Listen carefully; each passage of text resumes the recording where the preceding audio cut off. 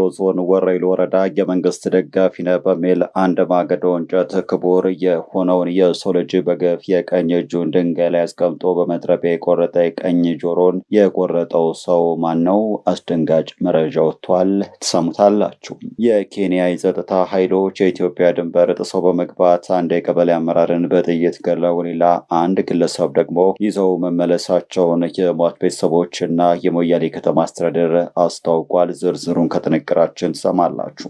የወልቃይት ጠገዴና ጠለምትን ህዝብ የማንነት ጥያቄዎች በተመለከተ አስቸኳይ መግለጫ ተሰጥቷል። መግለጫው ከሰሞኑ የህወሓት ትንኮሳ ጋር የተያያዘ ነው። እንመለከተዋለን። የጌታቸው ረዳ በጦርነቱ ወቅት በጠቅላይ ሚኒስትር አብይ አህመድ ላይ ያቀረቡትን የዘር ማጥፋት ወንጀል በድጋሚ አላረጋግጥም አሉ። ጌታቸው ረዳ ያኔው የጦር ሜዳ የዘር ማጥፋት ወንጀል አቅራቢ የዛሬው የጠቅላይ ሚኒስትሩ የምስራቅ አፍሪካ ጉዳዮች አማካሪ ጌታቸው ረዳም አልጀዚራ ላይ ብርቱ ፈተና ገጥሟቸዋል። ሌላኛው ጉዳያችን ነው። ሰላም ጤና ይስጥልን ውድ የገበታ ሚዲያ ቤተሰቦች፣ ዕለቱን አንኳር ዜናዎች ዋና ዋናዎቹን በማስቀደም ጀምረናል። አብራችሁን ቆዩ። በደቡብ ወሎ ዞን ወረኢሉ ወረዳ የመንግስት ደጋፊ ነህ በሚል እንደ ማገዶ እንጨት ክቡር የሆነውን የሰው ልጅ በግፍ የቀኝ እጁን ድንጋይ ላይ አስቀምጦ በመጥረቢያ የቆረጠ የቀኝ ጆሮን የቆረጠው ሰው ማን ነው? ከሰሞኑ የብዙዎችን ልብ በሰበር ዜና ጉዳይ ሁለት ፍጹም ተቃራኒ የሆኑ ሀሳቦች እየተስተዋሉ ይገኛሉ። አስደናቂውን ግፍ አስመልክቶ የመንግስት አፍ እንደሆነ የሚነገርለት ናትናኤል መኮንን ፌስቡክ ገጹ ላይ ተከታዩን መልእክት አስፍሯል። በቁጥጥር ስር ውሏል። የአማራ ህዝብ በታሪኩ በገዛ ልጆቹ እንዲህ አይነት ግፍ ተፈጽሞበት አያውቅም። የዚህን ነውረኛ ልጅ ቪዲዮ የማየት ብርታቱ ካላችሁ በመጥረቢያ ምን እንዳደረገ ተመልከቱ። ቴሌግራም ላይ ለጥፌዋለሁ ብሏል። ደቡብ ወሎ ዞን ወረኢሉ ወረዳ የመንግስት ደጋፊ ነህ በሚል እንደ ማገዶ እንጨት ክቡር የሆነውን የሰው ልጅ በግፍ የቀኝ እጁን ድንጋይ ላይ አስቀምጦ በመጥረቢያ የቆረጠ የቀኝ ጆሮውን ደግሞ የቆረጠ ደመኛ የአማራ ህዝብ ጠላት ጽንፈኛ በመንግስት የጸጥታ ኃይሉ በቁጥጥር ስር ውሏል ይላል። ይሄ ሰው በላ ዘራፊ ሌባ ስብስብ ይዘገያል እንጂ ከያለበት ተለቃቅሞ መወገዱ አይቀርም ብለዋል። ሌላ በመቶ ሺዎች የሚቆጠሩ ተከታዮች ያሉት ገጽም እንዴ ብለዋል። ደቡብ ወሎ ዞን ወረኢሉ ወረዳ የመንግስት ደጋፊ ነህ በሚል እንደ ማገዶ እንጨት ክቡር የሆነውን የሰው ልጅ በግፍ የቀኝ እጁን ድንጋይ ላይ አስቀምጦ በመጥረቢያ የቆረጠ የቀኝ ጆሮውን ደግሞ እንዲሁ የቆረጠ ደመኛ የአማራ ህዝብ ጠላት ጽንፈኛ በመንግስት የጸጥታ ኃይሎች በቁጥጥር ስር ውሏል። ይሄ ሰው በላ ዘራፊ ሌባ ስብስብ ይዘገያል እንጂ ከያለበት ተለቃቅ መወገዱ አይቀርም ይላል። ድርጊቱ ሲፈጸም የሚያሳየው ቪዲዮ ለመመልከት ከፈለጉ ቴሌግራም ሊንኩን ይጫኑ። ክቡር የሰው ሰውነት እንደ ሽንኩርት የከተፈው ፋኖ በቁጥጥር ስር ውሏል።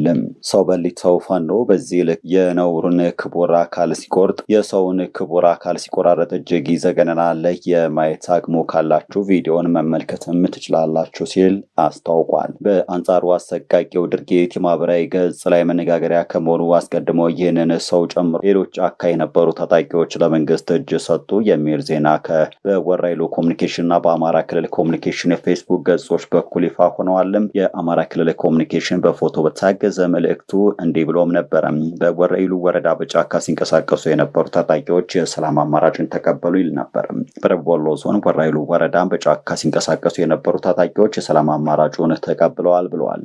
በደቡብ ወሎ ዞን በርካታ ታጣቂዎች የሰላም አማራጭን እየተቀበሉ ሲሆን በወረኢሉ ወረዳ በጫካ ሲንቀሳቀሱ የነበሩ በእነርሱ አደረጃጀት የሻለቃ አዛዥ የነበሩ ቃሉ አስፋው፣ ዘመቻ መምሪያ ኃላፊ የነበረ ሱልጣን ሲሳይና ሌሎችም ታጣቂዎች ናቸው የሰላም አማራጭን የተቀበሉት። ከደቡብ ወሎ ዞን ኮሚኒኬሽን የተገኘው መረጃ እንደሚያመላክተው ታጣቂዎቹም ስናይፐርን ጨምሮ ሌሎች ትጥቆች በመያዝ ነው የሰላም አማራጭን የተቀበሉት። ታዲያም ይህ አስከፊ ግፍ እንዴት ሊፈጸም ቻለ? ከዚሁ ጉዳይ ጋር የሚያዝ በሚመስል መልኩ የጠቅላይ ሚኒስትሩ አማካሪ የሆኑት ሙዓዘ ጥበባት ዳንኤል ክብረት ተይዘው የመጡት ስልኮች ብዙ ነገር እየነገሩ ነው። ጫውሶች ከማን ጋር እንደሚገናኙ፣ ማን ገንዘብ እንደሚልክላቸው፣ እነማን እንደደፈሩ፣ እነማን እንደገደሉ፣ እነማን እንዳገቱ ብዙ ነገር እየነገሩ ነው። ሰዎቹም በገፍ ስለሚዝናኑ ነውሩን ሁሉ ቀድተው ያስቀምጣሉ ብለዋል። ከተያዙት መረጃዎች መካከል አንዳንዶቹ ይለቀቃሉ፣ አንዳንዶቹ ግን ለህዝብና ለሞራል ሲባል ይቀመጣሉ።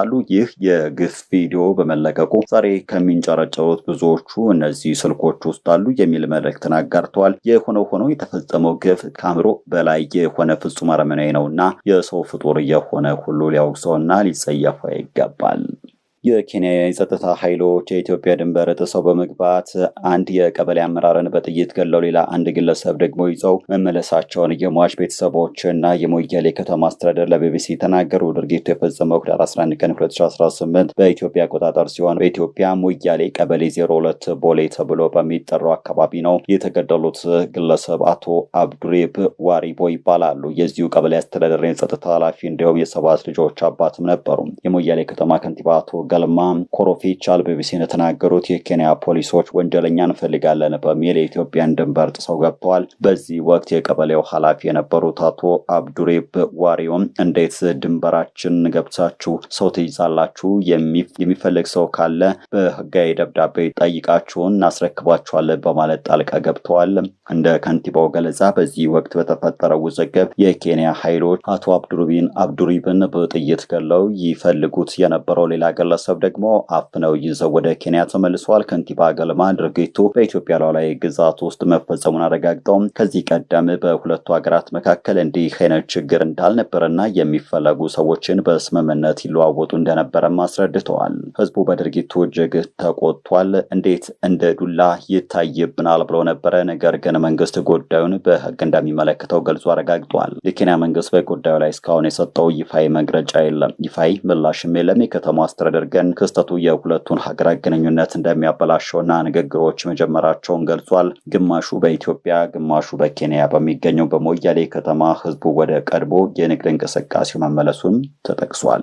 የጌታቸው ረዳ በጦርነቱ ወቅት በጠቅላይ ሚኒስትር አብይ አህመድ ላይ ያቀረቡትን የዘር ማጥፋት ወንጀል በድጋሚ አላረጋግጥም አሉ። ረዳ የያኔው የጦር ሜዳ የዘር ማጥፋት ወንጀል አቅራቢ የዛሬው ጠቅላይ ሚኒስትሩ የምስራቅ አፍሪካ ጉዳዮች መካሪ ጌታቸው ረዳ አልጀዚራ ላይ ብርቱ ፈተናም ገጥሟቸዋል። ጌታቸው ከአልጀዚራ አዘጋጁ ጋዜጠኛ መህዲ ሐሰን ጋር ባደረጉት ቃለመጠይቅ ከጠቅላይ ሚኒስትሩ ጋር ስላላቸው የትናንትና ዛሬ ግንኙነት ተጠይቀዋል። አልጀዚራ ቆርጦ እንደማስታወቂያ ባሰራጨው ቪዲዮ ላይ ጌታቸው ከዚህ ቀደም ጠቅላይ ሚኒስትሩን በትግራይ ዘር ማጥፋት የወነጀሉበትን ንግግር እንዲያረጋግጡ ተጠይቀዋል። ጋዜጠኛው በጦርነቱ ወቅት የተናገሩት እንደ ማስረጃ አቅርቦ ለጌታቸው ያቀረበው ፈታኝ ጥያቄ በጠቅላይ ሚኒስትር አብይ አህመድ የዘር ማጥፋት ፈጽሟል የሚል ነበረም።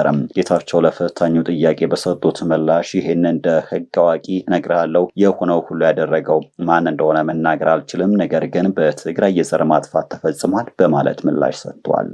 ይሁን እንጂ ለእያንዳንዱ ጥያቄዎቹ አሳማኝ ምላሽ ያላስገኘ አለባብሶ የሚያልፈው ጋዜጠኛን አከታትሎ ጌታቸው ሞግቷቸዋል። እንዲህ ሲል ጠየቀ። የህግ አዋቂ ነህ? ጌታቸው አዎ በማለት መለሱ። በ2021 በጦርነቱ ወቅት እንደማለት ነው። አብይ አህመድ የዘር ማጥፋት ወንጀል ፈጽሟል ስትል ጠበቃ አልነበርክም ብሎ ማለፊያ የሌለው ጥያቄ አቅርቦላቸዋል። ጌታቸው በምላሻቸው ያኔም በጦርነቱ ወቅት የህግ አዋቂ መሆናቸውን ያመኑና በመቶ ሺዎች የሚቆጠሩ ሰዎችን ህይወት የቀጠፈ ግጭት ውስጥ ነበርኩ ይላሉ። ጋዜጠኛው አስከትሎ የራሳቸው በመቶ ሺዎች ህይወት መቀጠፍ ተጠቅሶ ታዲያ የዘር ማጥፋት ወንጀል ነበር ወይስ አይደለም የሚል ጥያቄ ያቀረበላቸው። አሁንም በድጋሚ በትግራይ የዘር ማጥፋት ወንጀል ተፈጽሟል ብዬ አምናለሁ ያሉ ጌታቸው ጋዜጠኛው በአብይ አህመድ ነበር የሚል ጥያቄ ሲያነሳም በጋዜጠኛው ጥያቄዎች መፈናፈኛ ያጡት ጌታቸው በመጨረሻም መውጫ ፍለጋ እንዲህ አሉ። አሁን ለምንነግራችሁ ቃላቶች ኃላፊነት መውሰድ አለብኝ በማለት ያኔውን ቃላቸውን አልደገሙም። ጋዜጠኛው የዋዝ አይደለምና አሁን አስከትሎ ስለዚህ ከዚህ በፊት ኃላፊነት የሚሰማ አልነበረም በማለት በአብይ ላይ ያቀረቡትን የዘር ማጥፋት ወንጀል መና ቀረበባቸው። ብርቱ ሙግት እንደሚጠብቃቸው አውቀው በፈታኙ ጋዜጠኛ ፊት የተሰየሙት አልሸነፍ ባዩ ጌታቸው መውጫ ያገኙ መስሏቸው የዘር ማጥፋት ወንጀል ተፈጽሟል በሚለው አቋሜ ለመጽናት ዝግጁ ነኝ ብለዋል። በጠቅላይ ሚኒስትር አብይ አህመድ ላይ የቀረበው የዘር ማጥፋት ወንጀል እውነት ወይስ ሐሰት የሚል ምላሽ የፈለገው ጋዜጠኛው መህዲንም ቆይ ግራ ተጋብቻለሁ ብሎ አስቆማቸው። እንዲህም ማለት ለሚመለከቱት ታዳሚዎች ግልጽ ለማድረግ አሁንም የዘር ማጥፋት ወንጀል እንደሆነ ታምናለህ ብሎ ጌታቸውን ጠየቀ። ጌታቸውም እጽናናበታለሁ ያሉትን አቋም ደግመው አዎ በማለት የዘር ማጥፋት ወንጀል መፈጸሙን አረጋገጡለት። ጋዜጠኛውም ከሰጡት ምላሽ ተነስቶ ነገር ግን አብይ የዘር ማጥፋት ወንጀል ፈጽሟል ለማለት ፈቃደኛ አይደለህም አይደለህም ብሎ ላቀረበው ጥያቄ ጌታቸው አዎ በማለት ጠቅላይ ሚኒስትሩን የዘር ማጥፋት ፈጻሚ አልልም ብለዋል። ጋዜጠኛው አክሎም እንደነዚህ ከሆነማ በራሱ የተከሰተ የዘር ማጥፋት ወንጀል ነበረ ብሎ ለጌታቸው ጥያቄ ያቀረበ ጌታቸውም አይ በጣም ብዙ ተዋናዮች ተሳትፈዋል በማለት የዘር ማጥፋት ፈጻሚዎች መኖራቸውን እንጂ እንደ ከዚህ ቀደሙ በስም ጠርተው ወንጀል አላቀረቡም። ጌታቸው እንደምንም ተሟግተው ለማለፍ በሚሞክሩበት አጋጣሚ ጠቅላይ ሚኒስትሩ ከጦርነት በፊትም በኋላም ጥሩ ጓደኛዬ ናቸው የሚል ቃል ተናገሩ። ምላሽ በሌለው አሸናፊነት ለማለፍ የተስማማ የሚመስለው ጋዜጠኛ ሌላ ካርድ አገኘም። ለጌታቸው ሌላ አጣብቂኝ ውስጥ የሚከት ጥያቄ ማቀረበላቸው። ጥያቄው ከዘር ማጥፋት በፊት ጓደኛ የነበሩ አልከኝ፣ ከዘር ማጥፋት ወንጀሉ በኋላ ጓደኛ ናችሁ እያልክ ነው የሚል ነበረ። ጌታቸውም ያለምንም መወላወል አዎ በማለት ይህ መሆኑ ሊቀየር የማይችል ሀቅ መሆኑን ተናገሩ። ከዚህ ሁሉ ክብረ ነክ መሰዳደብና ነፍስ መፈላለግ በኋላ የጌታቸው ረዳና የጠቅላይ ሚኒስትር አብይ ወዳጅነት ብዙዎችን ግር እንዳሰኘ ቀጥሏል።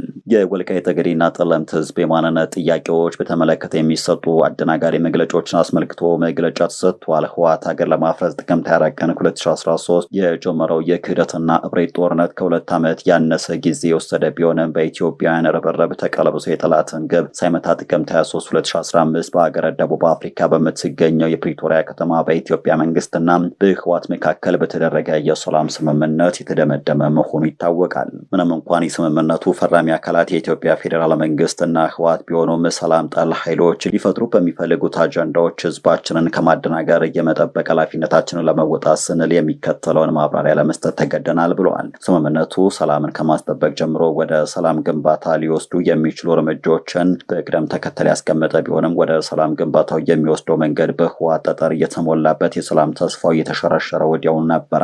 ለማሳያ ያክል የሚከተሉትን መጥቀስ ይቻላል ያለው ማህበሩ የስምምነቱ አንቀጽ 6 ቁጥር መሰረት የህወሓት ታጣቂዎች ቀላል መሳሪያን ጨምሮ በአንድ ወር ውስጥ ጊዜ ትጥቅ እንዲፈቱ ቢበይንም ይህ ሳይሆን ቀርቷል ሲል ወቅሷል። በስምምነቱ አንቀጽ 7 ቁጥር መሰረት ከማንኛውም አይነት ወታደራዊ ስልጠናና ዝግጅት ይታቀባል ተብሎ ቢጠበቅም ይባስ ብሎ በኢትዮጵያና በሱዳን መካከል ያለውንና የማይካድራን አማራዎች ጨፍጭፎ ከወልቃይት ጠገዴ የወጣውን ኃይሉን ማጠናከሩን በተደጋጋሚ አሳይቷል ብለዋል በመግለጫው። ሌላኛው ህወሓት ከስምምነት ማግስት ጀምሮ ያልተጻፈ ያነበበበት ነጥብ የወልቃይት ጠገዴና ጠለምት እንዲሁም የራያ ወረዳዎች የተመለከተውና የስምምነቱ አንቀጽ 10 ቁጥር 4 መሰረት ላይ በግልጽ የተቀመጠ ነው። የፕሪቶሪያ ስምምነት የጦርነቱን ዋና ምክንያቶች በመለየትና መፍትሄ በማበጀት ለሰላም ግንባታ ካሳየባቸው ነጥቦች አንዱ በህወሓት ከህግ ውጭ ተወረው ለውስጥ ቅኝ ግዛት ሲዳረጉ የነበሩትና የተዘገቡም ሆነ ያልተዘገቡ ግፎች ሲደርሱበት የኖሩትን አካባቢዎች ከትግራይ ውጭ ናቸው ብሎ የበየነበት ነው። አከራካሪ የሚለው አገላለጽ በህግም ሆነ በአመክንዮ የሚያሳየው ይህንን ነው ብለዋል ማህበሩ።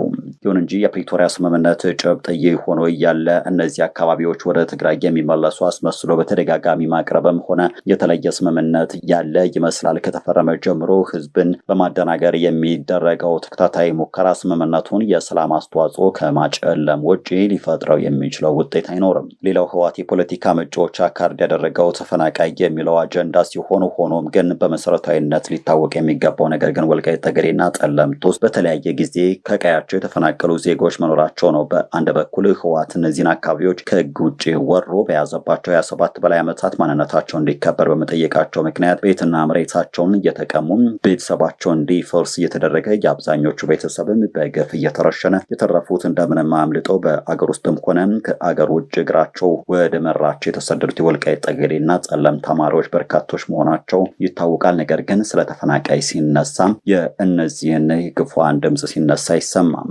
ይሁን እንጂ የእነዚህን ዜጎች መከላከል የተጠበቀ ንብረታቸው ተመልሶላቸው የተበተነው ቤተሰባቸውን ሰብስበው የሚመለሱበት ሁኔታዎች ቢመቻችላቸው ወደ ቀያቸው ተመልሰው ለመኖር የሚፈልጉት በርካቶች ናቸው። ከነጻነት ማግስት ከስደት የተመለሱ የወልቃይት ጠገዴ ጠለምት ተማሪዎች የተመለሱ እንዳሉም ይታወቃል። ስለሆነም ተፈናቃይ ሲባል ዜጎችን ለፖለቲካ መጠቀሚያ ለማድረግ የተደረገው ተከታታይ ሙከራ እንደተጠበቀ ሆኖ ለትግራይ ተወላጆች ብቻ ይሰራ ይመስል በርካታ ግፍ የደረሰባቸው አማራዎች ባገለለ መልኩ የቀረበበት ያለው አግባብ በፍጹም ተቀባይነት የለውም። በሰሜኑ ጦርነት ወቅት ወደ ትግራይም ሆነ ወደ ሱዳን የሄዱ አካላት አብዛኞቹ የህወሓት ታጣቂ ሆነው አገርን እየወጉና ንጹሃን እየገደሉ መውጣት መውጣታቸው የአደባባይ ሚስጥርም ነው። በተለይም በሱዳን በኩል ያለው ጨፍጫፊ ቡድን አቅዶና ተዘጋጅቶ የፈጸመው የማይካድራ አማራዎች ጭፍጨፋ አልበቃ ብሎት በቅርቡ በእርሻ ስራ የተሰማሩ በሰላም የሚያለሙ አርሶ አደሮችን ገድሎና ዘርፎ መሄዱ ይታወቃል። እንዲሁም ከፕሪቶሪያ ሰላም ስምምነት በኋላ በሱዳን የእርስ በርስ ጦርነት እየተሳተፈ የሚገኘው አርሚ 7 የተባለው የትግራይ ታጣቂ ኃይል ከአልቡርሃን ሰራዊት ጋር ካርቱምን ሲቆጣጠር ተሰደው የሚኖሩ ንጹሐን አማራዎችን መግደሉን ስናይ አማራን የማጥፋት ጥማቱ ዛሬም እንዳልበረደለት የሚያረጋግጥ ነው። ውድ የቻናላችን ቤተሰቦች ለዕለቱ ያሰናዳንላችሁ ዜናዎች እነዚህ ነበሩ። በቀጣይ የምንለቃቸው ትኩስ መረጃዎች እንዳያመልጧችሁ ቻናሉን ሰብስክራይብ በማድረግ ቤተሰብ ይሁኑ። ሰናይ ጊዜ